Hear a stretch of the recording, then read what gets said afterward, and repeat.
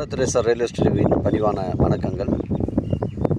தமிழ் வாழ்க, தமிழ்நாடு வாழ்க, தமிழ்நாட்டு மக்கள் வாழ்க. நம் இந்தியாவில் தமிழ்நாடு கல்வியில் சிறந்த மாநிலம் என்பதிலும் தமிழ்நாட்டில் நாங்கள் வசிப்பதிலும் பெருமகிழ்ச்சி அடைகின்றோம். நாங்கள் ஒரு வீட்டிற்கு ஒரு ஏக்கர் விவசாயம் செய்தால் நம் தமிழ்நாடு வளர்ச்சி பாதை கொண்டு செல்வதற்கு ஒரு உறுதுணையாக இருக்கும் என்பதிலும் இந்தியா வல்லரசு நாடாக மாறுவதற்கு ஒரு உறுதுணையாக இருக்கும் என்பதிலும் பெருமகிழ்ச்சி அடைகின்றோம். நாங்கள் இன்றைக்கு வந்திருக்கின்ற இடம் திருவண்ணாமலை மாவட்டம் செய்யா தாலுகாங்க.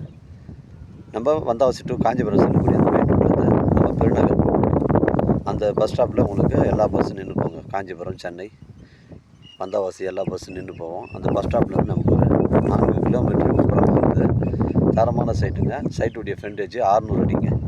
மொத்தம் 4 ஏக்கர் பூச்சியிலும் பைப் லைன்லாம் போட்டிருக்குங்க.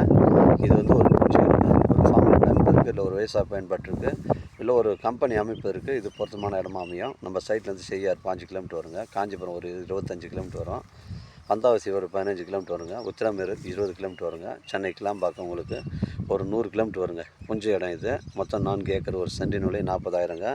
இந்த கிணறு ஒன்று அமைஞ்சிருக்குங்க. அந்த கிணறு நோக்கி தான் போகிறேன். கிணறு பாருங்கள், ஒரே ஸ்கொயராக இருக்குது. தரமான சைட்டு, புஞ்சை ரெட் சாயில் மண்ணுங்க. இந்த வளமான கிணறு, இந்த ஒரு கிணறு தான் இந்த 4 ஏக்கருக்கு சப்ளை பண்ணுதுங்க. இந்த ஏரியாவில் தண்ணீர் பிரச்சனை கிடையாது. பாருங்கள், இதாங்க கிணறு. தண்ணி மேலே தான் இருக்குது.